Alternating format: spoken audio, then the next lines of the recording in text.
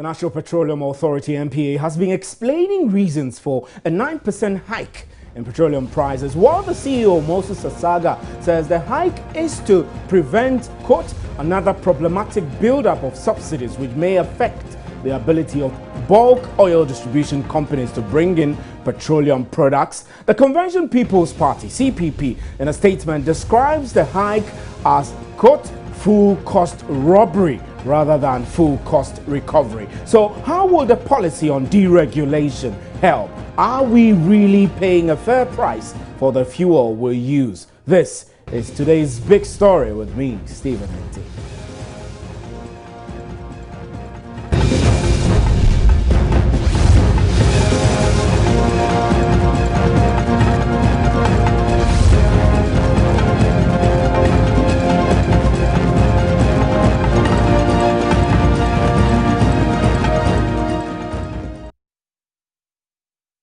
CPP says it cannot understand why petroleum prices in Ghana could not go down as significantly as they fell worldwide from about $115 per barrel to $55 a barrel. Meanwhile, the Deputy Minister of Transport, Joyce Bawuah-Mokhtari, said the hikes may have come about as a result of government's implementation of the deregulation policy. But is there really a deregulation policy in force or on the drawing table? Well, that's a question for the NPA to answer. We will hear Moses Asare in an interview he granted Joy News' Beatrice Edu. Well, let's first quickly get onto the telephone lines to speak to the Director of Communications of the CPP, Ni Ama Akomfra, who is joining us now. Good evening, sir, and thanks for your time. Good evening to your listeners. Now, you describe, let me quote that you describe the reason why the nation, you say the reason why the nation is still seeing this intolerable increases other than what the CPP calls a mismanagement tax on the people of Ghana. You see this as a mismanagement tax? Hello? Ms. Akomfra, can you hear me? Yes, I can hear you, yes. Good. I'm saying that you have described all of this as a mismanagement tax. Can you explain why? Well, I think that the whole country understands that petroleum prices globally have fallen from a huge level to the level it's at now. It is predicted to average at about $55 a barrel for the rest of the year. It's been at over $100 a barrel, $115 a barrel. Many people fail to understand why then we are seeing prices still rising in Ghana. We understood government policy previously to be full cost recovery. If prices are now falling, or prices have been falling for a while, what then are we seeing is other than the government seeking to somehow go beyond full price recovery and now feeling robbing Ghanaians, raiding our pockets to plug a mismanagement hole. It would seem to be a mismanagement hole that they are seeking to plug. Why are we on this cycle? Why can't we have the benefit? Why can't ordinary Ghanaians have the benefit that many other people are having in different countries?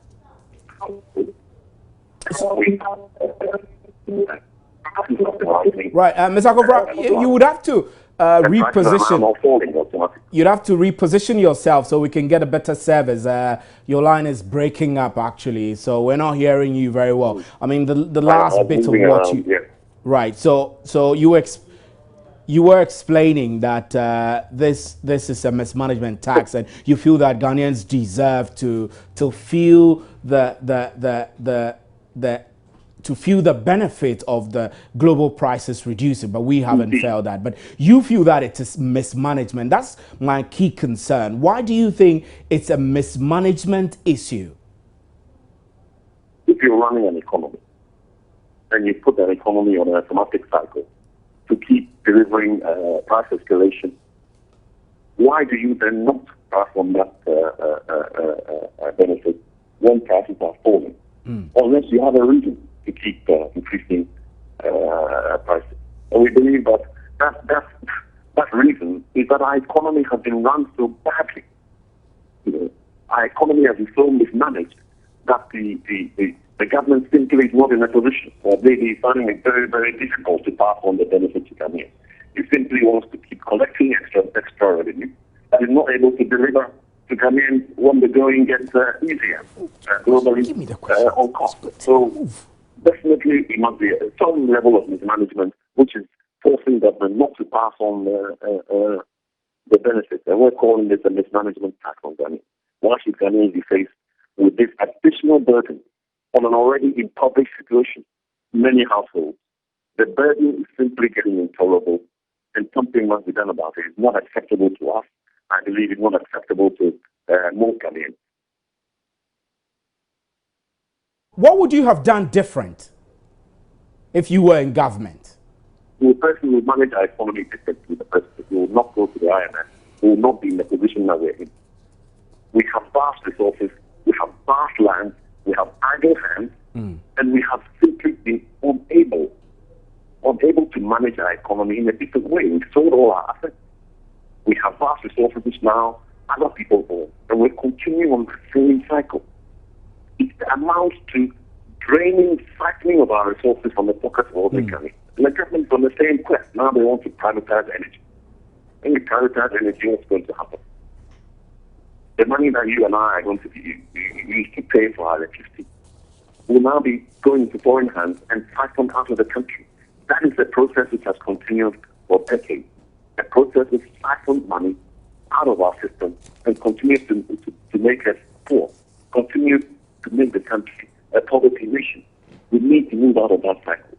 First of all, we need to hold on to our resources, we need to hold on to our assets, and we need to manage our economy differently. We need to grow for home consumption. We need to manufacture for home consumption. We should stop following IMF prescriptions, and we should begin to really believe in homegrown policies. The government is passing homegrown policies, and we know that actually is taking instruction from IMF. Right, Niyama Konfra, we're grateful for your time on today's Big Story. We'll move forward the discussions. Now, Kojo Poku is joining us. Kojo Poku is an energy consultant. Kojo, good evening and thanks for joining us as always. Hi, good evening. How are you? I hope you can hear me well. I can hear you perfectly. Now, government is talking about petroleum deregulation to introduce competition into the petroleum pricing, which in effect will mean you pay the full ex-pump price. Is this a policy you would say is bad or what?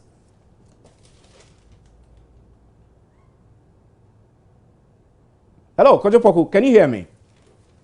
Right, I think we've lost Kojo Poku. We'll try and raise him back on the live. You've just joined us. We're discussing the issue surrounding the 9% increase in petroleum prices, which the National Petroleum Authority, NPA, has been justifying. Beatrice Edu, who is Joe News reporter, has been speaking to Moses Asaga, who has been justifying the hike. Let's hear that interview and then we'll continue with our discussion.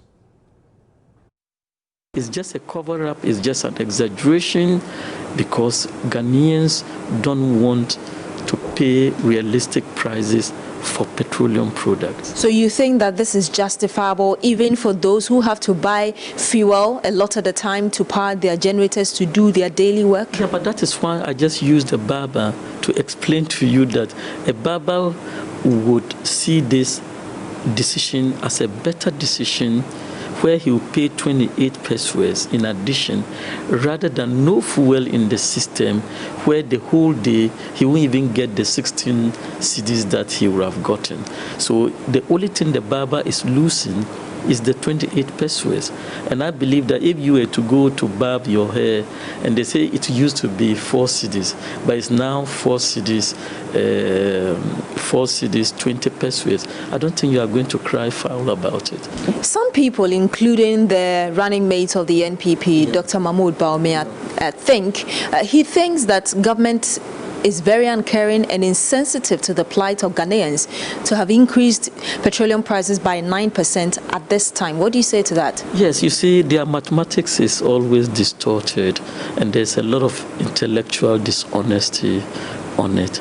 At the time that we did a decrease of 10%, these same people came out to say that, 10% decrease is not enough, it's very marginal. So if you do the converse, then a 9% increase should also be seen as marginal, because you cannot work your mathematics in just your own favor. But not only Dr. Bawumia, but I thought that I heard Nana Akufo-Addo in Cologne, and I thought that that was an unfortunate situation, because I have done my research, and the Germany in which Nana Akufo-Addo was sitting in, the price of a gallon of petrol is $6. In Ghana, the price of a gallon of petrol is $3.3 per gallon. In UK, it is about 6.6 thereabout. Now, you are sitting in Cologne, and the people you are addressing know very well that if they were to leave you and they go to the filling station, they are going to pay $6 and not 3.3. But again, the money Ghanaians receive, their salaries cannot be compared to how much these people in Germany receive. If you want to take the cedi depreciation and the value of the cedi into consideration, it is not the same. Yes. We are talking of fuel prices. Fuel pricing is what we call international import parity. So irrespective of the economy, prices are supposed to be about the same. But what is the cost of living in Germany or in UK? That money you get, at the end of the day, your situation is not better than a lower middle class person in Ghana. Okay, so when they exaggerate, because the cost of living in Germany, the cost of living in UK is also very high. And I'm saying, you would buy a $60,000 BMW. That is that price in Germany. How did you buy it in Ghana? When you say that he's receiving more salary than you, but you've been able to buy the facilities that they are having.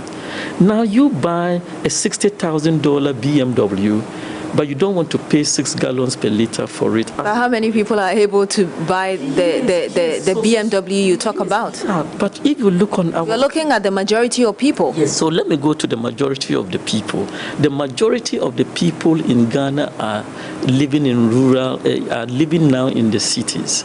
And if you look at the transportation and you go to do your analysis as you go, the number of private cars constitute about 60% to 70% of the total number of cars on our streets. And if you have been traveling, which you know that if you are in UK or in US, the kind of cars we use in Ghana, you can't believe this is Ghana. So you think Ghanaians are being hypocritical with paying the increment? Yes, I think when it comes to fuel, Ghanaians are being hypocritical. Well, interesting discussions there. So he's talking about international import parity on petroleum prices. So if you live in Germany and you live in Ghana, you're supposed to be paying the same for fuel. Let's get to Kojo Poku now and do some analysis on this. Mr. Poku, good evening and thanks for coming back. Our line was a bit bad, so we lost you earlier. Yes, good evening. I hope you could hear me well now. I can hear you very well now. I was saying earlier that government has been talking about petroleum deregulation, which in effect is to introduce competition into the petroleum pricing, which will mean you pay the full ex-pump price. Is this something that we should take serious? Well, I think the deregulation, they only talk about it when it favors them. Honestly, on Sunday when I read and heard that there was an increase of petroleum prices, I actually sat there and I think for 30 minutes I lost track of time. I was dumbstruck because, we've been agitating for 30% to 40% decrease in petroleum prices. The fact that the petroleum prices now does not affect only people who drive cars. People, the basic, even watches seller, if he wants to have cold water for his customers, is now using generator. And now we just have a 9% increase, which means the 10% decrease they gave in the January 1st is what they've taken back. Yeah. And one of the things that surprises me is that they are now talking about full cost recovery because there is increment in the world market. What increment? The increment which you are seeing in the world market was decreased 40% to 50% about 5 months on straight. So government only talks about deregulation when it favors them because they want to now inch up prices. When Honorable Asaga saw that prices were coming down, why didn't he talk of deregulation and then reduce prices to Ghanaians? Very interesting. Mr. Kojofuko, I'll have you hold. I mean, this is getting interesting. And I'm joined on the other telephone line by Ben Boakye, who is the Director of Operations at the Africa Center for Energy Policy, ASAP. Mr. Boakye, good evening. Mr. Boakye, good evening. Hello, good evening. Now, we're still talking about petroleum. I can hardly hear you if you want to speak up a bit. Right, I will try and speak up a bit. I hope you can hear me. I'm saying that we're discussing petroleum deregulation, and I tried to get the BDCs to speak on the matter, but they prefer to defer to another day on a different platform where they can engage it more. But is it really what is needed to resolve the issue of price adjustment and full cost recovery? Yeah, thank you very much, and good evening to your viewers. I think we need to direct the market. I had the board of NPA, Honorable Mustafa allude to that fact. But over the years, every political party is waiting for the other to come and deregulate the market, and therefore it never happens. I see. You know, so quickly, let me just come in. I mean, so your view at ASAP is that a deregulation policy is actually what we need to resolve this whole petroleum price mix issue we are confronted with, where global prices keep dropping 5 months in a row. We get nothing, and the moment it goes up a little, then we are paying. They give us 10% down, and then they raise it by 9. It's like giving it with the left and snatching it away with the right. What is the best way forward? I think we have this problem because there is lack of transparency in the way the downstream market is regulated. Because government controls it, put in all the crop subsidies and all, very technical in nature. They will put out a lot of information for you to even understand whether we are paying the true price or not. You know, but if it's a deregulated market, you have NPA probably setting the higher bar of pricing. Then the market allows the BDC to play around it. What happens in the market is that even though we have a world market, petroleum products are actually not fixed. You know, at some stages, some BDCs are able to negotiate for a cheaper rate. You know, when that happens, the consumer could probably have benefited from lower prices. But because it is regulated, there is a fixed price, they end up selling at that rate, and everybody has to buy at that rate. And there isn't any competition, you know, to help the consumer get the petroleum products at a lower prices, even when it is possible. I see. And that's why we think that we should deregulate it and also take off the subsidy. If that happens, we wouldn't have this back and forth where government owes BDCs and we have to find money to pay the huge under recoveries. Money that is used to subsidize these products. Mr. Boakye, let's, for the benefit of our viewers who have actually little or no understanding of what exactly deregulation means, can you educate us? I mean, for example, if we implement a deregulation policy, what would that mean to supply and prices of petroleum products? What it means is that you allow the market to bring in the product at their own free will, and you only help looking at the international price. You set the bar, the maximum price that the product can be sold. But if a BDC gets the product cheaper, they may decide to want to sell it cheaper than what you are dictating as the regulator for the market. As it is now, it is NPA that tells the BDC whose turn it is to actually bring in the product. If the NPA does not allow you, you cannot even bring in the product on your own, which is wrong. If we don't allow the market to bring in the product, which would ensure that there is competition, if we have more of the product for sale, you have to compete to actually sell your product, and that's what will bring out cheaper prices. But as it is, NPA fixes the price, and everybody has to sell their product at that price. You know, so right. As and when there is a need to adjust the price upward, the BDCs will have to go to the MPA Right. and get clearance to do that. If the MPA refuses, then a subsidy is created, Right. which demands the government will have to offset the margin.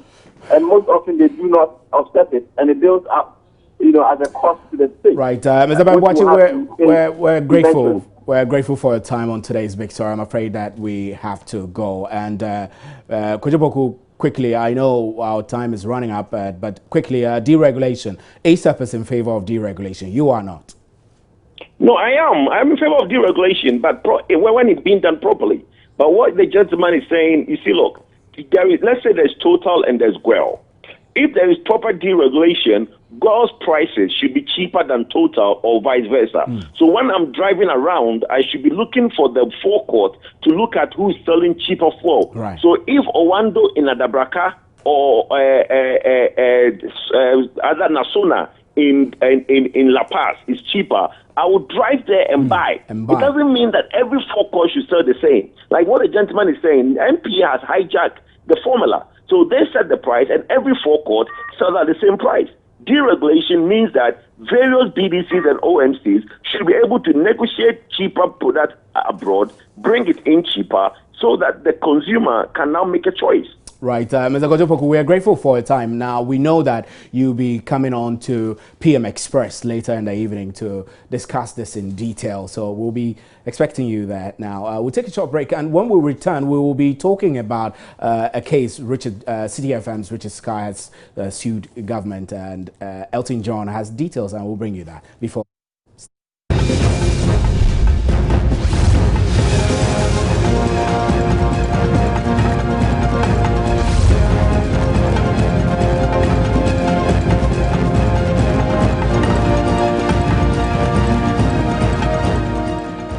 Right, so City FM's Richard Sky is asking the Supreme Court to take the President of the Republic out of the equation when it comes to the appointment of Electoral Commissioner. Elton Brobe has been following the issue. Elton, quickly, I know we don't have time, but tell us what the key elements of this is. Well, this writ has been filed at the Supreme Court, and the lawyer for Richard Sky, Alexander Afenyo-Markin, is seeking a declaration that upon true and proper interpretation of Article 72 of the 1992 Constitution, together with Article 91.4 of the 1992 Constitution, it is the Council of State that has the constitutional mandate to initiate the process of appointment of the chairman, the deputies, and other commissioners of the Electoral Commission.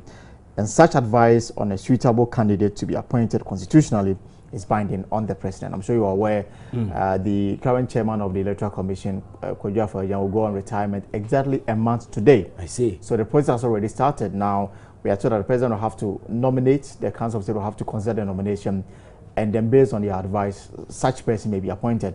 Now, what they are seeking the Supreme Court to interpret the constitutional provision on this particular subject, they are of the view that in this particular case, the president has no role, and that it should be the Council of State that will have to go into fishing a suitable candidate and then advise the president accordingly. So their advice will be binding on the announcement of the president regarding who becomes the next EC boss. And this is what the Supreme Court has been asked to look into. Okay, so today you were in court and the writ was filed. The writ has been filed. They are waiting the hearing notice so that the Supreme Court can sit on this case. And then it is the expectation that before the term of office of the current EC board expires, this case would have been dealt with. Have you had any responses from any quarters over this yet? Well, there are those on the ruling governments and their legal team who are of the view that it's a frivolous case that has no merit at all. But these people have presented arguments in the 15-page document, which they think that the Supreme Court must go into it, give proper interpretation of the constitutional provision, and they are of the view that when that is done, the Council of State should be the final arbiter in resolving this particular issue. And would this affect the Electoral Commission's processes? I think that the register will be reopened for those who are now attaining the age of 18. Will it be affected? I should think so, because you will need to have a head to supervise the electoral process, and that head must be appointed a month away from today, because EC boss Kwadwo Afolayan will go on retirement on the 18th of June next month. So this must be done before that can take place, and it is incumbent of the Supreme Court to give a speedy hearing to this particular writ. Did the lawyers raise any suggestions of whether this will imply a review of the constitutional provisions in order to totally strike out the president from the equation? They think that the current provision that has been used over the years, which give the president power to appoint and then same name is forwarded to the Council of State to decide on the president nominee. They think that it has been abused over these years, and they want proper interpretation done on this particular issue, so that the Council of State will have the final authority in deciding who becomes the next chairman of the Electoral Commission and his or her deputies. I reckon that at the end of the day, for that power to be transferred to the Council of State, we need a referendum. It would depend on the interpretation the Supreme Court will give to the constitutional provision. Right. Thanks very much, Elting, for the brief narrative on that. So you heard it. City FM's Richard Sky is asking the Supreme Court to strike out the president in the equation of appointing the head of the Electoral Commission, and they've cited several constitutional provisions. We'll be following this very keenly. My name is Stephen Enti, and thanks for staying with us on today's big story. We'll be right back with Joy News Interactive. Do stay.